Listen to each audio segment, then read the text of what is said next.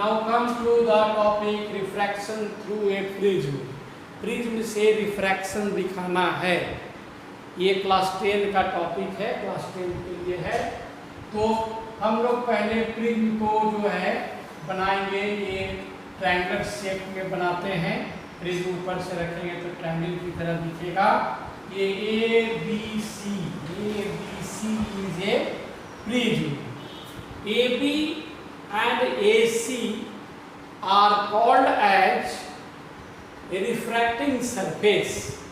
ये refracting surface है AB और AC और ये base है। So first of all we have to show refraction we will take a monochromatic light. Monochromatic का मतलब है सिंगल कलर का लाइट लेंगे। अगर आप लोग जानते हैं कि प्रिज्म जो है वो डिस्पर्शन भी दिखाता है, तो हमको डिस्पर्शन यहाँ नहीं पढ़ना है। अगर इसमें वाइट लाइट लेंगे तो डिस्पर्शन शो होगा।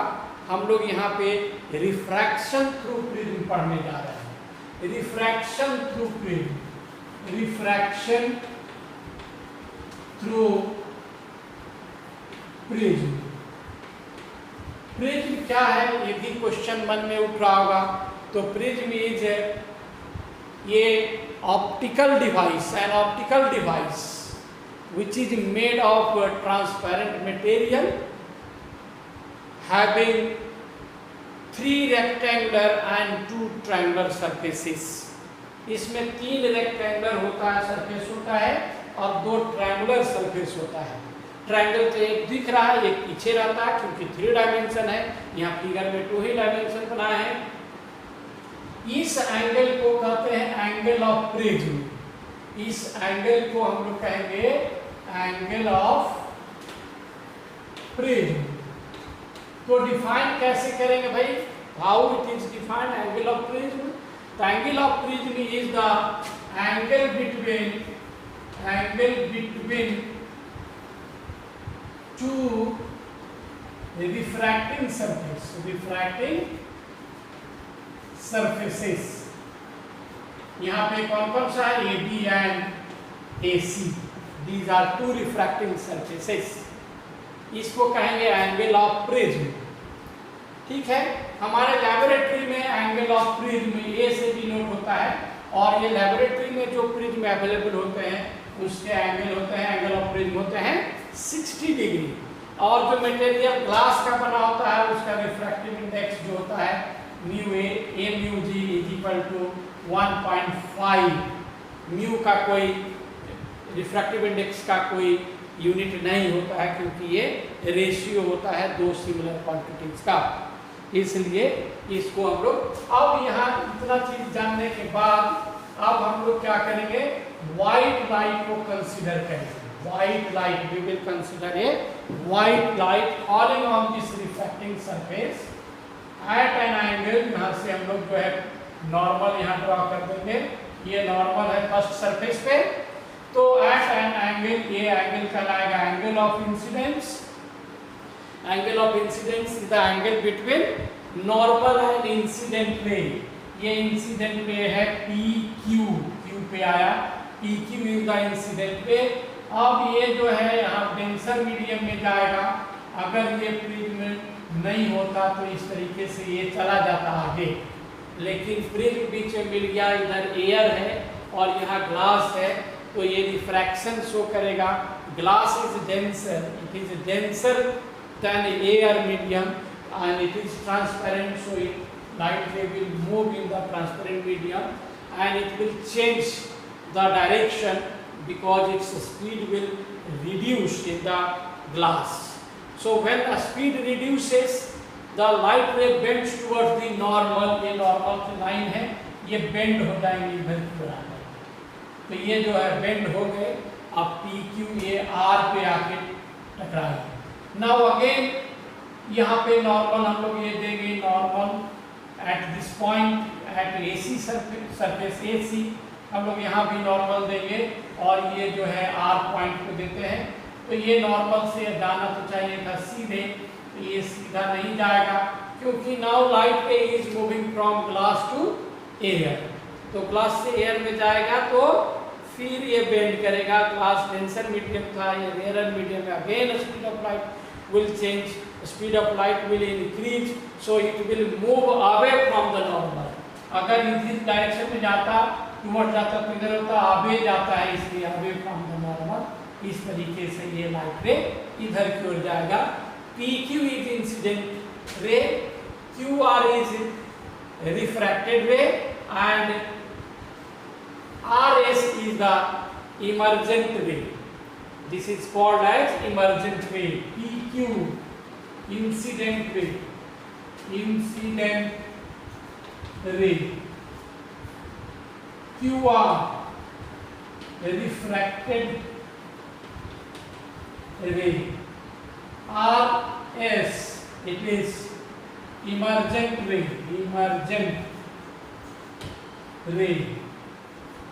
This angle is angle of incidence, angle of incidence, incidence. This is angle of refraction, normal के साथ जो होगा ये angle of refraction.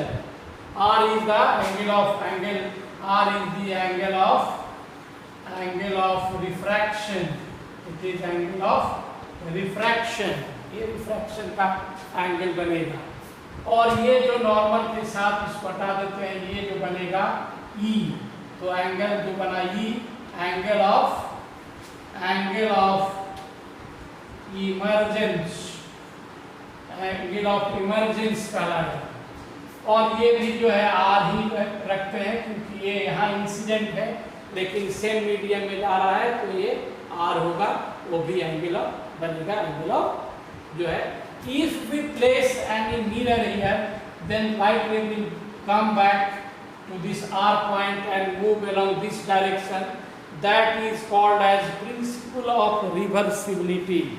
अगर यहाँ पे कोई मिरर डाल देते हैं और ये लाइट रे फिर ये रिप्लेस करता है उसी पाथ पे, तब हम लोग इस प्रिंसिपल को, ऐसा होता है, इस प्रिंसिपल को कहते हैं principle of reversibility of light कहते हैं। तो ये सभी एंगल जान रहे हैं, चूंकि सेम मीडियम में आता है इसलिए angle I will be equal to angle E, angle I होगा। अब यहाँ पे जो लाइट रे इधर गया, इसको फिर वापस इस डायरेक्शन में अगर मिला दिया जाए तो एक एंगल, ये इनिशियल पाथ और फाइनल पाथ के बीच में यहाँ पे एक एंगल बनता है। This angle is also some name given like angle of deviation. इसके इनिशियल पाथ से इतने डेविएट हो गए, चूंकि ये एंगुलर डेविएशन है इसलिए इसको कहते हैं angle of deviation, angle of deviation. इसको डेल्टा, स्मॉल डेल्टा से डिनोट करते हैं। This is called as angle of deviation, angle between incident ray and emergent ray. Angle between incident ray and emergent ray is called as angle of deviation. अगर इसको ऐसे normal को मिलाएंगे, ये तीनों मिल करके यहाँ पर पॉइंट अगर O दे दें तो ये भी यहाँ पे एक ट्रायंगल बन रहा है। और ऐसा देखा गया है कि ये एंगल का दोनों तरफ का, चूंकि ये 90 डिग्री है और ये 90 डिग्री है, इसलिए ये 180 डिग्री होगा। Angle Q plus angle R is equal to 180 degree होगा। तो आप जानते हैं कि ये जो बन रहा है ये ROQ, ये जो है ना एक माने क्वाड्रिलेटरल टाइप का चीजें बन रही है। तो इसमें जो है सभी एंगल का सम जो होगा 360 होगा, इसलिए angle O plus angle A is equal to आपको 180 डिग्री मिलेगा, ताकि ये दोनों को जोड़ करके हम लोग 360 बता सकें। और ऐसे होने से ये जो बन रहा है इस सेंटर पे रख के एक सर्कल खींचा जाए तो सभी जो है एंगल को टच करते हुए सर्कल हो जाएगा, खींचा जा सकता है। ये आप ज्योमेट्री में भी इसको पढ़े होंगे। This is refraction through the spherical surface. We have taken here white light लिया है तो यहाँ पर जो निकला है बाहर ये भी वाइट ही होगा, वाइट लाइट ही मिलेगा। सिंगल मोनोक्रोमेटिक कलर लिया है, वाइट नहीं, ये मोनोक्रोमेटिक, मोनोक्रोमेटिक लाइट मिला है, मोनोक्रोमेटिक लाइट मिला है।